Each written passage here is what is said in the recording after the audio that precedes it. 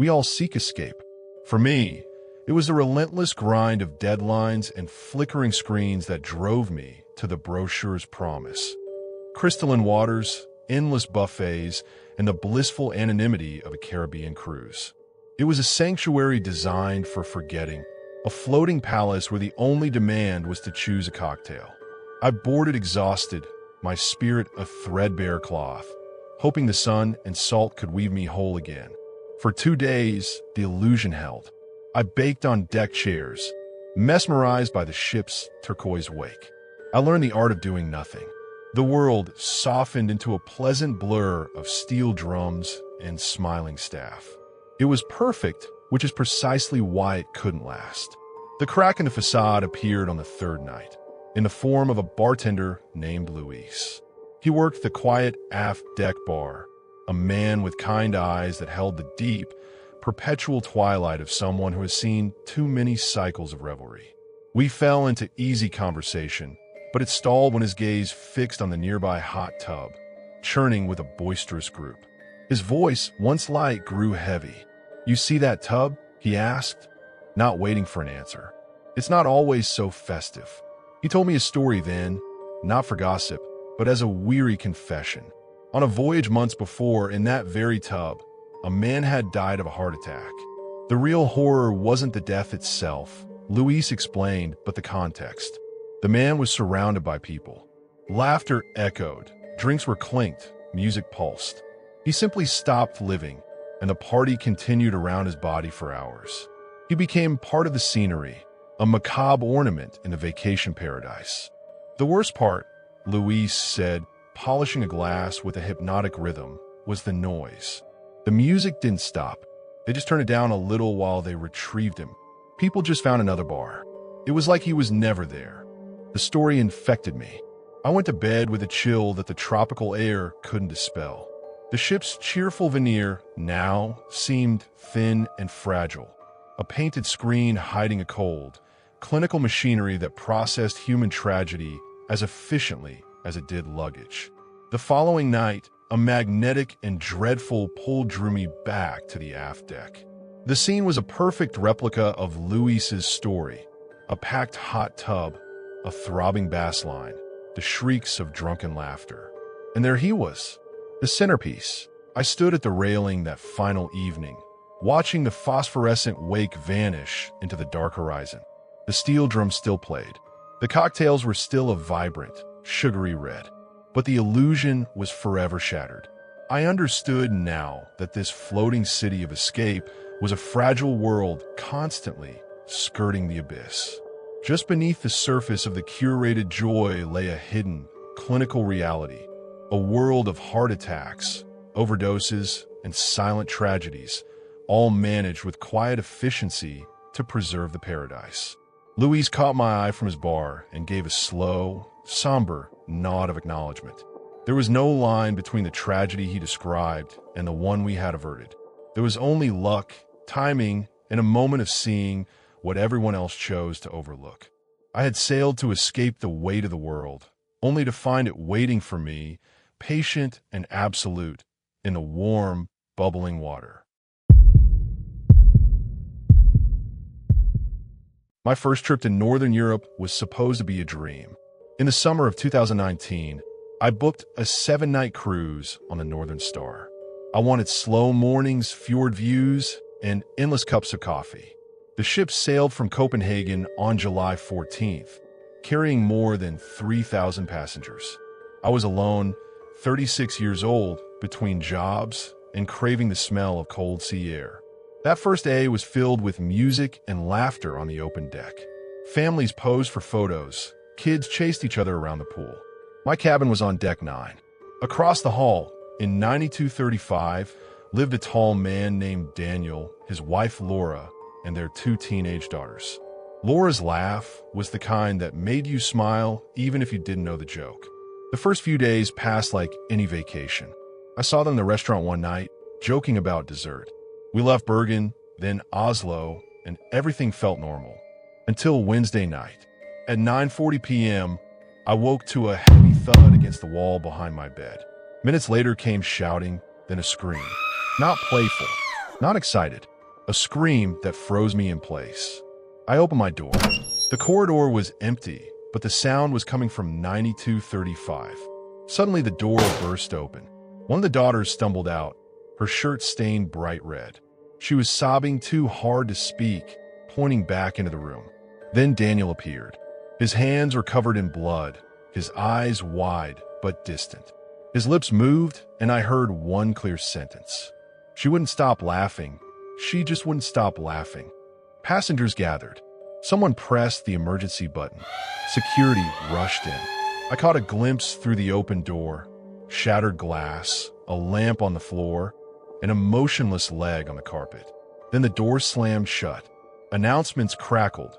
Medical team to Deck 9, cabin 9235. Security led Daniel away in flex cuffs. He didn't resist. He almost looked calm. I returned to my cabin shaking. For half an hour, I heard muffled voices, clattering equipment, then a coded message over the crew channel, situation contained. But no one slept that night. By morning, the ship moved slowly through thick fog. Rumors spread faster than coffee lines. Money, jealousy, an accident. But no one knew. The hallway around 9235 was sealed with yellow tape. When we docked in Stavanger, Norwegian police boarded. They carried cameras and evidence bags, but there was no announcement. No names. No confirmation of what happened inside that room. That evening, as I sat on my balcony, I heard it again, a faint knock against the wall. The same sound that woke me before. I opened my door. Empty corridor. Silent. I closed it, heart racing. And then from inside cabin 9235, behind the sealed door, I heard it. A laugh. Low, muffled, but real. And from that night on, I never set foot on a cruise ship again.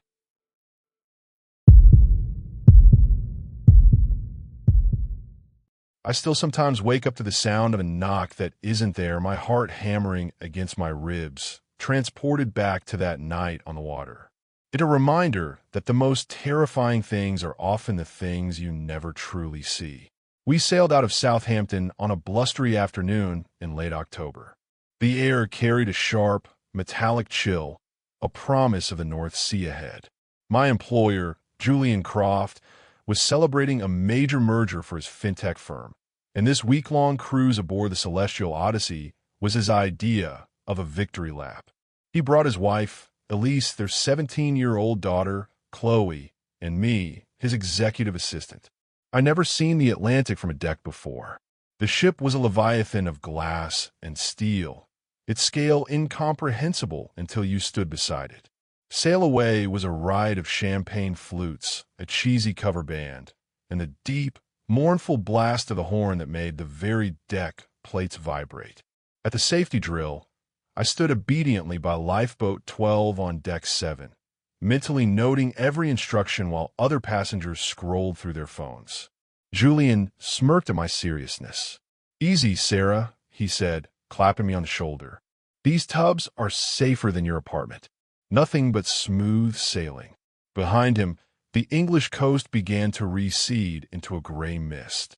The first 2 days were a cycle of rich food, bingo, and trying to find my way around. We called at Bruges for a day of cobblestone streets and chocolate. The Crofts took a canal tour while I explored on foot, buying lace and drinking strong coffee. Chloe begged to go on a brewery tour for the architecture, I swear, but was swiftly denied. She vanished into a sulk, then into the ship's sprawling video arcade. That was her pattern, a flash storm of indignation, followed by a calculated charm offensive that restored her phone privileges. By dinner, she was all smiles, talking about the rock-climbing wall on Deck 14. Wednesday was a sea day, the world reduced to a flat, gunmetal gray expanse in every direction. The ship, once a maze, now felt familiar, almost claustrophobic. I did a yoga class, took notes for Julian in a conference call via the ship's glacial Wi-Fi, and read by the indoor pool. Chloe flitted between the spa and a group of teens she'd befriended. We saw her only at meals, her hair smelling of chlorine, a new friendship bracelet on her wrist, always promising to be back by curfew. That promise broke on Wednesday night. The sea was calm, a vast, dark mirror. We ate at the late seating. Sea bass for Julian, lamb for Elise, a salad for Chloe, which she picked at. She said a guy from London had invited her to a late-night trivia contest in the observatory lounge.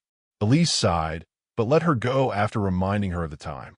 I went to a jazz quartet performance in the Blue Room, then wandered through the central atrium, watching couples dance under a massive crystal chandelier. Around 11:30, I slipped into a quiet library bar, ordered a scotch, and felt the faint, constant hum of the engines through the soles of my shoes. By midnight, I was in my windowless cabin on Deck 9, reading until my eyes grew heavy. A frantic pounding shattered my sleep. For a disoriented second, I thought it was part of a dream. It came again, insistent, panicked. I fumbled for my phone. 2:18 a.m. I opened the door to find Elise in a silk robe, her face pale, her eyes wide with a fear I'd never seen before. "Is Chloe with you?" My stomach dropped. "No. Why would she be?" She pushed past me anyway, her gaze sweeping the tiny room as if her daughter might be curled in the corner. She never came back. Julian fell asleep watching a film, and I just woke up. Her bed is empty. I pulled on jeans and sneakers. Elise slipped into loafers. The corridor outside was a tomb, silent but for the distant, rhythmic thrum of the ship's heart.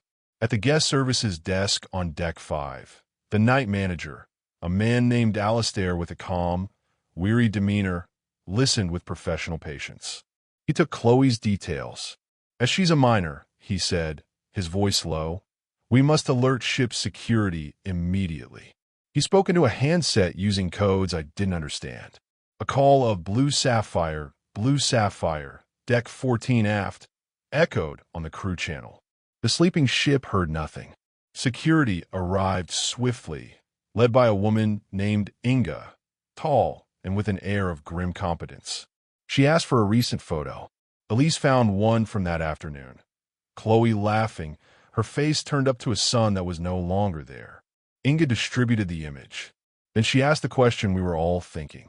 Any reason she might have tried to get off the ship? Elise shook her head, a quick, jerky motion. "She's terrified of heights. She wouldn't go near the railings on the lower decks." We began to search. Inga took a team to the lower crew decks. Nightstares checked key card logs. Elise and I followed another officer, Marco, toward the upper decks. We passed shuttered shops, the silent casino with its ghostly rows of slot machines, the dark theater. On the pool deck, the wind whistled through the taut canvas of covered loungers. The only sound was the relentless rush of water against the hull. The team club was dark and locked. A keycard log showed the last exit at 1:03 a.m. The sports bar next door was empty save for a lone crewman polishing glasses, a silent football match glowing on screens above him. He hadn't seen a girl in a dark green hoodie. We checked the jogging track, the silent basketball court, the shadowy recesses behind the funnels. Nothing. Elise's breathing became shallow, ragged. She could be anywhere, she whispered, and I knew she was seeing the same images I was. A slick deck, a loose shoe, the immense, silent swallow of the sea. At 3:05 a.m., the radios crackled. No sign. Inga said they were moving to a full sweep of all public and service areas. She asked us to wait near the solarium in case Chloe returned on her own. We stood by the glass doors, the wind moaning outside. The sky was a vast, black emptiness. 20 minutes later, Marco's voice cut through the static, sharp and urgent. Possible sighting on deck 11 forward, port side. Now. Elise was gone before I could react. I sprinted after her, past the silent rock-climbing wall, past the wind-whipped stacks of deck chairs, toward the ship's bow. The lights were dim here, creating pools of deep, shifting shadow. Salt spray stung our faces. We found her near the very front, at the observation rail, where people stretch their arms out during the day. She stood perfectly still, hands shoved deep into the pockets of her hoodie, shoulders hunched. Beside her, half turned away, was a man. He was dressed entirely in a dark, nondescript gray trousers, a gray windbreaker, a gray beanie pulled down low over his brow. The wind outlined a lean, almost gaunt frame. Elise cried out her daughter's name, her voice breaking. Chloe flinched violently. The man in gray glanced over his shoulder. I caught only a sliver of pale skin, a sharp jaw, but his features were swallowed by the shadow of his hat in the night. He didn't move. He simply shifted his weight, subtly positioning himself between us and the stairwell door. Inga and her team arrived seconds later. Elise clutched her daughter, sobbing, shaking her. Chloe was deathly pale, shivering uncontrollably. Marco radioed a description: male, average height, gray clothing, unidentifiable. Security fanned out, but the stairwells were empty. We got Chloe inside, into the bright, warm light of the solarium. She curled into a chair, trembling. Her lips were almost blue. She wasn't crying, just staring into some middle distance, locked in a silent, private terror. "What happened, baby? What did he do?" Elise pleaded, stroking her hair. For a long time, Chloe said nothing. Then, in a voice so small it was almost inaudible, she spoke. "He said the stars were clearer out here, that nobody ever looks up." She swallowed hard. "He just talked, asked about school, what movies I liked, if I felt lonely on such a big ship." "Did he touch you?" I asked. A quick, sharp shake of her head. "No, but when I said I had to go, he said to wait. He said he could show me the real ship, the parts the passengers never see. A place below the waterline where you can hear the ocean breathe against the hull." She wrapped her arms around herself. "He said it was beautiful. Then you called. Security never found him. They reviewed the cameras. Footage showed Chloe stepping onto Deck 11 at 1:41 a.m. The man was already there, a shadow leaning against the rail. He kept his head down, his face a blur. At 3:04 a.m., he simply walked down the port side stairs. A camera on Deck 10 caught a glimpse of a gray sleeve turning a corner, and then he was gone. No guest matched the description. No crew member was unaccounted for. No missing uniforms were reported. Inga confided later that stowaways sometimes board using forged passes or bribes, hiding in the ship's 1,000 hidden corners, but it was nearly impossible to prove. The incident was logged as an unverified passenger concern. Outcome: inconclusive. Chloe refused to leave her cabin for the rest of the voyage. She stayed in her bunk, the curtains drawn, watching movies with the sound off. Julian tried to make light of it, calling it a teenage melodrama, but the worry in his eyes betrayed him. I handled the logistics, the packing, the disembarkation forms, anything to keep moving. When the Celestial Odyssey docked in Rotterdam 2 days later, a cold drizzle was falling. It felt fitting. We filed out with the other passengers, our luggage rolling behind us. Julian thanked me for my help, his voice tight. Chloe mumbled a goodbye, without looking up from her phone. As we waited for our car, I watched new passengers already lining up, their faces bright with anticipation. They looked up at the immense, glittering ship with excitement, dreaming of the week ahead. I looked up, too, at the countless balconies and dark, mirrored windows. Somewhere in that labyrinth of steel, behind a door without a camera, a man in gray might still be there. Not a ghost, but something worse. A man who knew the secrets of the ship, who knew how to become invisible. He was waiting for the next sailing, the next lonely soul looking for a better view, ready to whisper offers of hidden places where you can hear the ocean breathe. Most will never know. They'll dance and dine and sleep, rocked by the sea, believing completely in the safety of lights and locks. But I know the truth. I know that on a ship, you're not just in a floating resort.